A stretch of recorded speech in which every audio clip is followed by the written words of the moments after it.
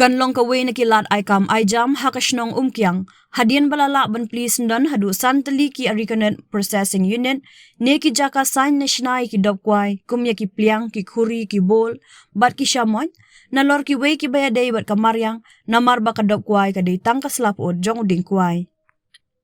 Yaki ne ki jaka sain kwai lawan pli pait ba da ka MLA ka sutanga saipong ka kong Santa Mary Shylla, haka artarik rempang, haka jingadan lang u Additional Deputy Commissioner East Giant Hills uba Gautam Warjari, District Project Manager DPMU Megha-LAMP uba Hunlang Yobla, ki nong shnong ki dukhot bat nong ka Umkiang IVCS, ki ban pej bat penyat yakini ki Arikanet Processing Unit.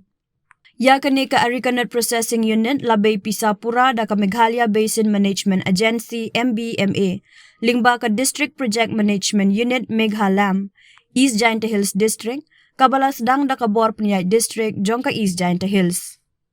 Laya thu bakini ki santali ki kor kinwan ra ya kalat kamay kaji, bat yo kam yo jam hadu arspa tali ki longying, bat kan pynmih ya kajing yo nong kumba klur haka shisnem. Yakini ki mar ba pynmih nakini ki unit, la penbej bat kaway ka kenhun ka bana Asam, ban penya yakini ki mar, bat lada job kan ni kakam ka Bor District kan seng habaro kaway ka East Giant Hills District. Kakong Santa Mary Shylla habakran kalaperto ya Deputy Commissioner East Giant Hills u Abhilash Baranwal IAS u balashim ya kasinjam ban sedang yakini ki karkhana sain kwai. Kala ay kublay ru yakit khot ka Umkiang IVCS kiban long try bat nongkmi yakani ka processing unit bakin long ki bashim kya bat trishtom nakabenta ban penyat syakmat yakakam kenang bakin la ban yang halaki jongki kijan.